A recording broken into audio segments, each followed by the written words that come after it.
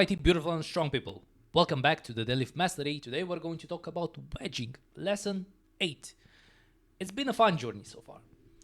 And we're getting in the wedging concept, which again is a concept that many beginner lifters are actually struggling to actually understand it.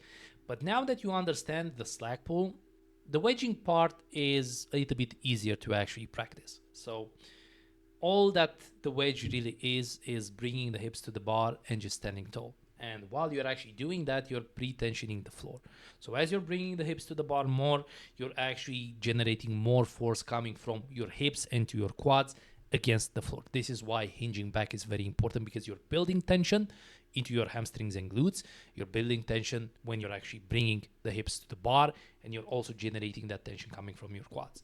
So key with the wedge, however, especially when you're learning it the first time, is going to be patience. Patience in the setup leads to power in the pull. So without patience, it's going to be very hard to actually master this. So let's first of all watch at what the wedge really means. So we're driving the hips to the floor, the shoulders stay stacked over the bar, and we're trying to think about standing tall. That's all that wedge really is. Okay, so we're moving the hips to the bar and we're trying to stand tall. Moving the hips to the bar and trying to stand tall. While moving the hips to the bar, we're actually generating force against the ground. We're pushing even harder within our foot root. And when our shins touch the barbell, the bar just pops off the ground. So just a couple of examples in here. Again, we want to be patient with the wedge. We don't want to yank. We want the wedge to actually build pressure. So I want you to take a look at how patient I am when I'm actually setting up in here. Okay, so I've done the slack pull, and look how slow I'm actually bringing the hips to the bar. And when my shins meet the bar, it just pops off. Well, it doesn't really appear in the video because apparently I've actually cut it short. But that's how efficient proper wedging really is. So the way you want to think about the wedge when you're bringing the hips to the bar, because you don't want to bring the hips soft to the bar. Okay, you want to build tension as you're bringing the hips to the bar. So I want you to imagine that after I'm doing the slack pull, I have like close to like 20% tension against the ground. Okay, bringing the hips slowly to the ground, I'm having like 60% tension against the ground. So I'm pushing even harder against the ground. I'm getting to 80% tension against the ground. So I'm pushing even harder against the ground. I'm meeting the shins to the bar, 100% tension. The bar just floats. The bar just goes up.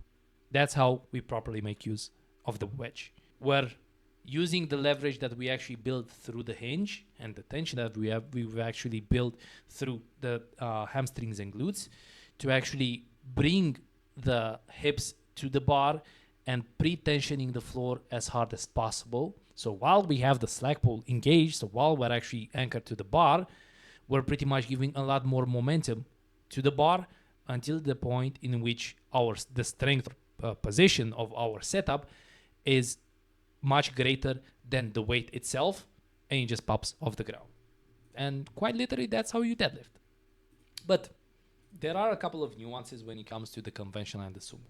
With the conventional, you're going to have a lot more hinge, which means that your hips will be a little bit higher, which means that we are going to have a slightly more wedge to actually go through. With the sumo, however, you're already going to have the hips a little bit closer to the bar, so there will be, let's say, less of room that's actually going from the hips to the bar, but we still need to be patient and we still need to actually stand tall. So both of them, you're just going to have a bigger length on the conventional in comparison to the sumo, but in both of them, you need to actually think about pressing hard against the ground and standing tall. So there is no difference from that regard between these two. Now, common mistakes: hips shoot up before the bar. That means that you haven't really built tension. That means that you haven't wedged properly. That means that you're not really rooting your feet to the ground. Or maybe the load is just so big that your quads can't really take the hit, and your back and glutes have to, take it for the team in those cases.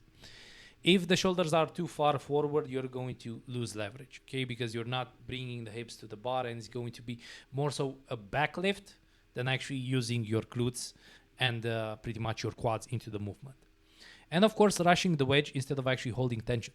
Okay, so again, be patient with it so you can actually build tension. If you're not patient with it, you're going to lose tension. And if you're not having tension, you're just going to yank the bar. If you're going to yank the bar, it's going to be a little bit more difficult to actually do the deadlift. So in summary, wedge hips into bar patiently.